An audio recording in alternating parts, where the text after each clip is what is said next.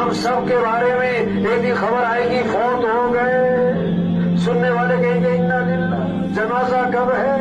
Rush पड़ेगा जनाजे में, दफनाने में चंद लोग, और दफनाने के आधे घंटे बाद कब्र पे कोई भी ना हो।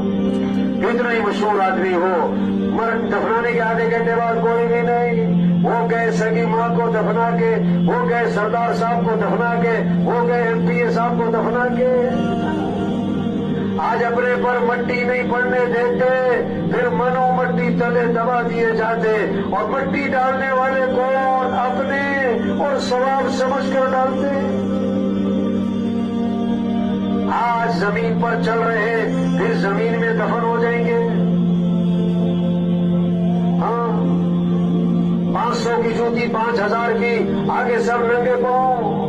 5000 का सूट, 50,000 का कफन, सबका एक है। 2 मरले का मकान, 4 कनाल का बंगला,